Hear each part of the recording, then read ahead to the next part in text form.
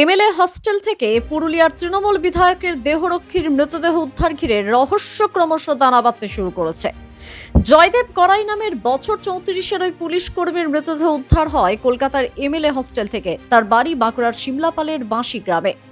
জয়দেব পুরুলিয়ার বান্দোয়ানের তৃণমূল বিধায়ক রাজীব লোচন সোরেনের নিরাপত্তারক্ষী হিসাবে কাজ করতেন। শনিবার সকালে এমএলএ হস্টেলের 419 নম্বর ব্যালকনির নিচে মাটিতে উপুড় হয়ে পড়ে থাকতে দেখা যায় জয়দেবকে। খবর পেয়ে ঘটনাস্থলে আসে পুলিশ ও ফরেনসিক টিমের বিশেষজ্ঞরা। জানানো হয়েছে 5 তলা থেকে ঝাঁপ দিয়ে আত্মহত্যা করেছেন জয়দেব। যদিও জয়দেবের পরিবারের দাবি তারা এই কথা বিশ্বাস করেন না, কেননা জয়দেবের এমন কোনো পরিস্থিতি তৈরি হয়নি যে তাকে আত্মহত্যা করতে হবে। এমএলএ হস্টেল একটি হাই সিকিউরড জোন, সেখানে কিভাবে এই ধরনের ঘটনা ঘটলো তা নিয়েই প্রশ্ন তুলেছেন জয়দেবের পরিবার। তাই বিষয়টি মেনে নিতে পারছেন না মৃতের পরিবারের কেউই। জানা গিয়েছে জয়দেব 2012 সালে পুলিশের চাকরিতে যোগদান করেন। গত কয়েক বছর ধরেই তিনি বান্দোয়ানের তৃণমূল বিধায়ক রাজীব লোচন সোরেনের নিরাপত্তারক্ষী হিসাবে কাজ করছিলেন। বাড়িতে মা, স্ত্রী, 8 বছরের এক ছেলে আছে। কিভাবে মৃত্যু হলো তা নিয়েই রহস্য দানা বাঁধছে। জানি না দাদার কি হয়েছে, কলকাতায় এমএলএ এর সাথে গেছিল, ওর বডি ঘাড়ি ছিল।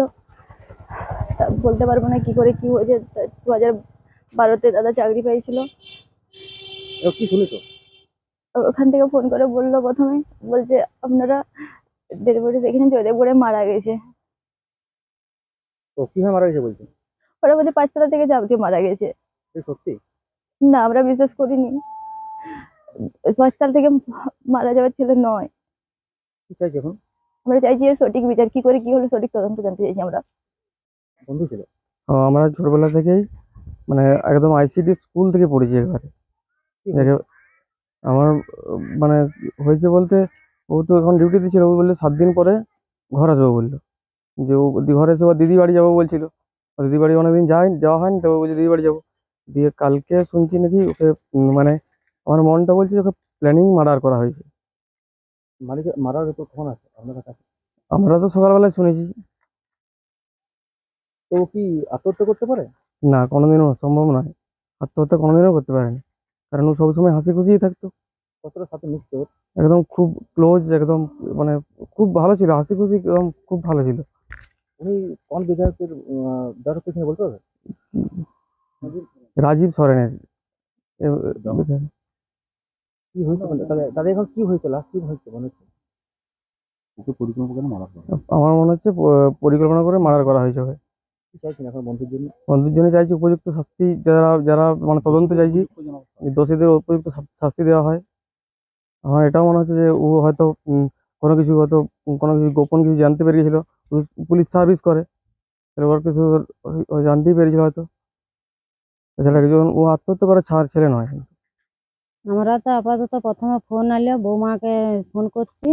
বৌমা বলে কাঁদছে দমে, কান্দি বলতে তোমাদের ছেলের অ্যাক্সিডেন্ট হয়েছে। আমি আর কোনো ফোনে খবর পাইনি। দিয়ে ও থানা থাকুন কোথাও ফোন এসেছে, আগে বললে তোমরা ডেড বডিটা নিয়ে যাও, 5 তলা থাকুন পড়ে গেছে। এই সকলেই শুনেছি, অন্য কোনো খবর পাচ্ছি ছেলে কি না। করতো? ছেলে ডাব্লিউবিপি চাকরি করে? চাকরি করে, কোথায় ঘটনা ঘটেছে? কলকাতা এমএলএ হোস্টেলে। তারপরে এখন মানে কি হয়েছে, কিভাবে মারা গেছে বলে ওখানে?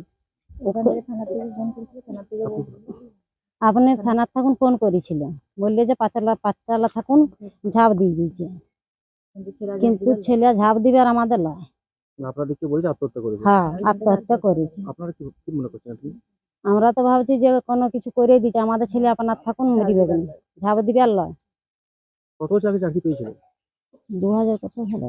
10-12 বছর হয়ে গেছে। হ্যাঁ, তো কি চাইছেন এখন আপনারা?